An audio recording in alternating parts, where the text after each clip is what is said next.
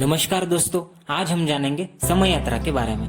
Time travel को कई लोग झूठ मानते हैं, तो कई लोगों के मुताबिक टाइम ट्रैवल करना संभव है और दुनिया के कई वैज्ञानिकों का भी कहना है कि समय यात्रा की जा सकती है, जिससे कि हम अपने भूतकाल और भविष्य काल में भी जा सकते हैं और कई घटनाओं को रोक भी सकते हैं। दुनिया में कई सारी समय यात्रा की घटनाएं घटी है।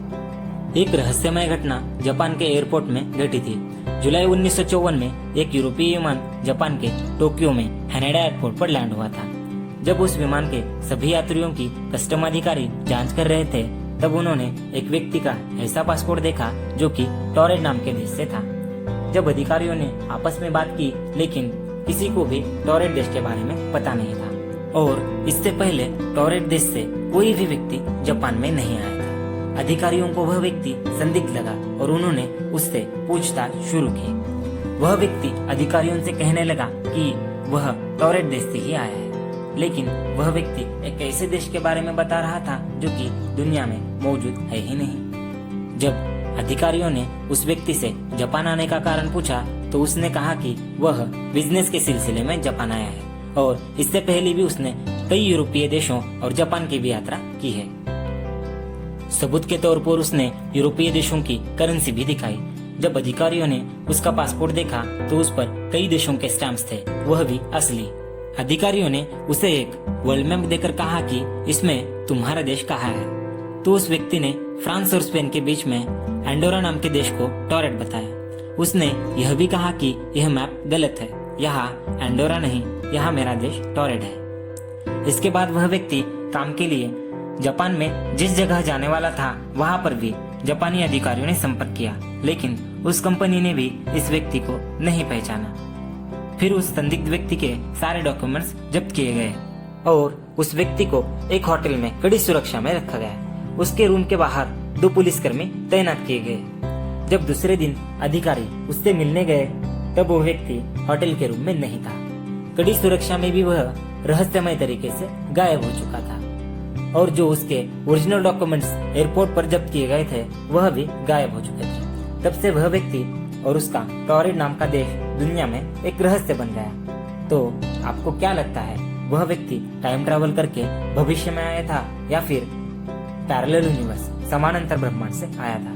मुंबई में 9 अगस्त 2012 को सबवे बनाने का काम चल रहा था, तो वहाँ पर खुदाई करते समय मजदूरों को एक पुराना बैग मिला। उसमें कुछ पुराने सिक्के मिले और एक काफी खराब हो चुका गैजेट मिला, जिस पर एप्पल कंपनी का लोगो बना हुआ था। जब उस बैग की जांच की गई, तो वह 500 साल पुराना था और 500 साल पुराना बैग में एप्पल कंपनी का लोगो कैसे पहुंचा, यह एक आश्चर्य है। उत्तर प्रदेश के साहिल वाजपेयी ने कहा कि साल 2014 में बाइक चलाते समय उनका एक्सीडेंट हुआ था, जिससे वह पूरे 1 साल कोमा में रहे। कोमा से बाहर आने के बाद वह अपने परिवार वालों को भी नहीं पहचान सके। वह अपनी याददाश्त खो चुके थे। फिर कुछ समय बाद वह धीरे धीरे ठीक हुए और सबको पहचानने लगे। याददाश्त लौट आने के बाद उन्होंने कहा कि वह 1 साल भविष्य में रहकर आए हैं। एक्सीडेंट के बाद उनके आंखों के सामने एक अजीब रोशनी आई थी और वह भविष्य में 2036 में चले गए। साहिल ने कहा कि इतने सालों में दुनिया ने बहुत तरक्की की।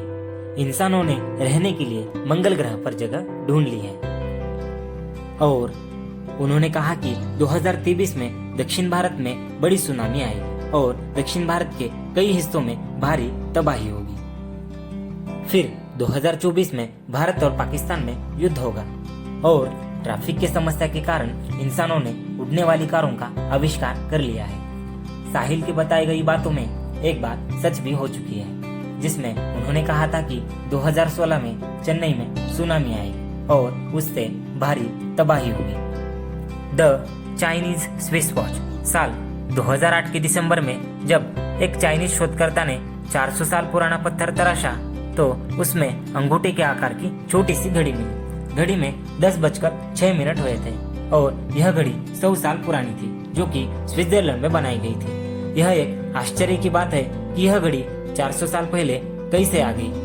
जबकि उस समय घड़ी का आविष्कार भी नहीं हुआ था और दुनिया में स्विट्जरलैंड देश भी अस्तित्व में नहीं था। क्या यह घड़ी टाइम ट्रैवल करके गई थी, यह आज भी एक रहस्य है। रुडोल्फ फेन्स, यह घटना है जून 1950 की, जब एक व्यक्ति न्यूयॉर्क टाइम स्क्वायर के सामने सड़क के बीच में अचानक प्रकट होता है। उसने पुराने जमाने के कपड़े पहने हुए थे। अचानक रोड के बीच में पाकर वह उस माहौल से परेशान था। उसे इस हालत में कई लोगों ने और 2 पुलिसकर्मियों ने भी देखा था। पुलिस उसके पास जाने से पहले ही एक तेज गति से आने वाली कार के टक्कर से उस व्यक्ति की मौत हो जाती है। उसकी उम्र लगभग 25 से 30 के बीच थी।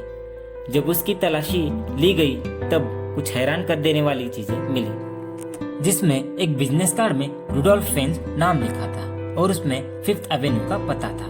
उसमें एक तांबे का टोकन भी मिला और उसके पास $70 के पुराने नोट मिले जो कि बिल्कुल नए लग रहे थे, और एक खत मिला जिस पर 1876 का स्टैम्प लगा हुआ था। यह सभी पुरानी चीजें बिल्कुल नई लग रही थी। फिर न्यूयॉर्क पुलिस ने इस केस को कैप्टन रिम को सौंप दिया। कैप्टन रिम जांच के लिए 5th एवेन्यू जाते हैं, लेकिन उन्हें रुडोल्फ फेन्स के बारे में कुछ पता नहीं लगता। फिर कैप्टन एक 1876 में लापता हुए लोगों की फाइल देखते हैं, तो उसमें रुडोल्फ फेन्स नाम मिल जाता है और उसमें लिखा था कि रुडोल्फ 1876 में 29 साल की उम्र में अचानक गायब हो गए थे। और आश्चर्य की बात यह थी कि उस व्यक्ति की उम्र, हुलिया और कपड़े बिल्कुल दुर्घटना में मारे गए व्यक्ति से हूबहू मिलती थी। यदि यह दोनों व्यक्ति एक ही थे तो क्या वह व्यक्ति टाइम ट्रैवल करके 1876 से भविष्य में 1950 में आ गया था? तो दोस्तों, टाइम ट्रैवल और पैरेलल यूनिवर्स के बारे में आपकी क्या राय है, यह कमेंट कर बताना और चैनल को जरूर सब्सक्राइब करना।